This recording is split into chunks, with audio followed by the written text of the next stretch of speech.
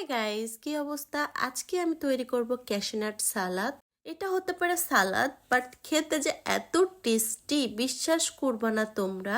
আমি এটার প্রেমে পড়ে গিয়েছিলাম, এজন্য আমি আজকে ফার্স্ট টাইম নিজের হাতে তৈরি করার চেষ্টা করেছি গাইস। জানি না ভুল ত্রুটি কতটুক হবে, তোমরা সংশোধন করে নিও। সো গাইস, তাহলে চলো শেয়ার করি কিভাবে কি করলাম। তোমরা দেখলেই বুঝতে পারবো আমি সবকিছু খুব সুন্দরভাবে ডিটেলসে দিয়েছি।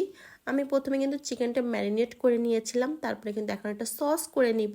এখানে দুই রকম সস দিয়েছি, একটা টমেটো কেচাপ আর একটা চিলি সস। তারপরে কিন্তু ভিনেগার দিলাম, তারপরে কিন্তু একটা সোয়া সস দিলাম, দিয়ে কিন্তু খুব সুন্দর একটা সস তৈরি করে নিয়েছি। তেলটা খুব সুন্দরভাবে গরম হয়ে গেলে এর ভিতরে কিন্তু আমি চিকেনগুলো দিয়ে দিব।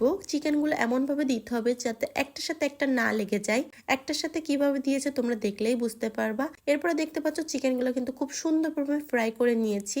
একবারে কিন্তু সবগুলো চিকেন ফ্রাই করতে পারিনি, আমি কিন্তু 2-3 বার করে ফ্রাই করে নিয়েছি। তোমরা দেখলেই ভালো করে বুঝতে পারবা। কড়াইতে কিন্তু অল্প পরিমাণ তেল দিয়েছি, দিয়ে কিন্তু ক্যাশনাট গুলো খুব সুন্দরভাবে ভেজে নিয়েছি। এরপর ক্যাশনাট গুলো উঠিয়ে নিব। সেম কড়াইতে কিন্তু আমি এখন এতে দিয়ে দেবো ক্যাপসিকাম, গাজর আর পেঁয়াজ, দিয়ে খুব সুন্দরভাবে একটা নাড়াচাড়া করে নিব, যাতে খুব হালকা, বেশি সিদ্ধ না, হালকা সিদ্ধ করব, যাতে খেতে একটু কচকচ লাগে, সেটা আরো বেশি ভালো লাগবে। আমি অনেকবার রেস্টুরেন্টে এই সালাডটা খেয়েছি, বাট নিজের হাতেই ফার্স্ট টাইম তৈরি করতেছি গাইস। তোমরা একটু প্রশংসা করো।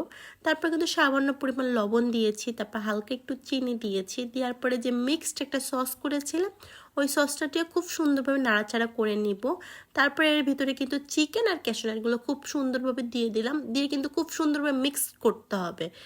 মিক্সড যত ভালো হবে খেতে তত স্বাদ লাগবে। চিকেনগুলো মিক্সড করার পরে কিন্তু এর ভিতরে টমেটো, শসা কুচি, তারপরে একটু কাঁচা মরিচ, তারপরে একটু লেবু দিয়ে খুব সুন্দরভাবে নাড়াচাড়া করে নিলে আমার ready cashew nut salad. So guys, কেমন হয়েছে অবশ্যই কমেন্ট করে জানাবা, আর মাশাআল্লাহ বলবা। আল্লাহ হাফিজ গাইস।